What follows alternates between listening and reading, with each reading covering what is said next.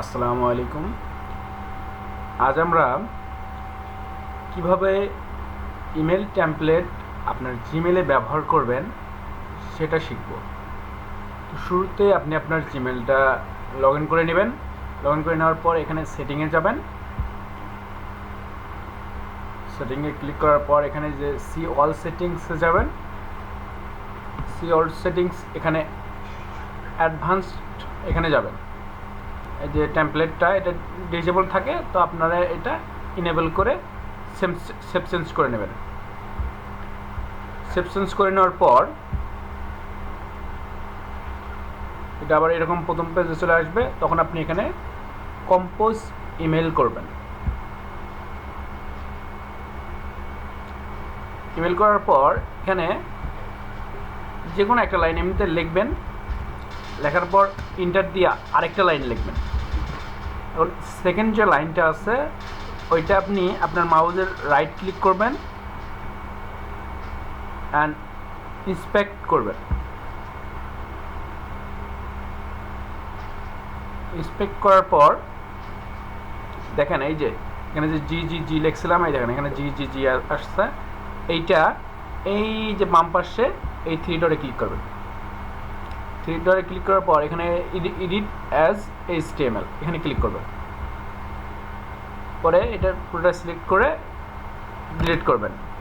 এখন আপনার যে ফাইলটা আছে এই ফাইলটা আপনি কি করবেন, নোটপ্যাডে ওপেন করবেন।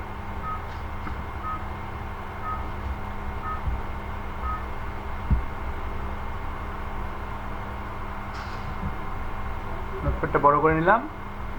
এখন কন্ট্রোল এ ক্লিক করে সম্পূর্ণটা সিলেক্ট করবেন।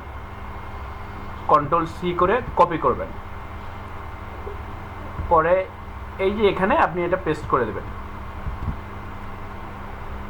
সাইডে একটা ক্লিক করবেন। এখন এটা কেটে দেবেন। এই লেখাটা কেটে দিবেন। কেটে দেওয়ার পর এই থ্রি ডটে ক্লিক করবেন। ক্লিক করার পর এই টেমপ্লেটে এখানে save drop as a template, save as a new template, এখানে যে কোনো একটা নাম দিবেন। আমরা টেমপ্লেট দিই।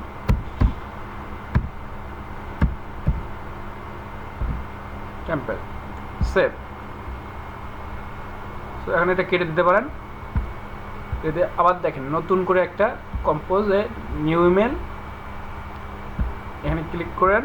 করার পর এখানে ক্লিক করে ইমেল, এই যে টেমপ্লেট যে ফাইলটা সেভ করছি এটা ক্লিক দেন, এটা চলে আসলো।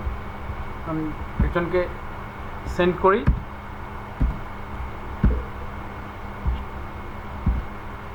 সেন্ড করলাম, দেখেন সেন্ড ফাইল,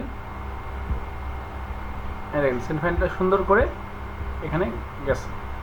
কারণ আমার HTML ফাইলটা যেরকম ঠিক সেরকমই এখানে আছে। তো ধন্যবাদ ভিডিওটি দেখার জন্য। আসসালামু আলাইকুম।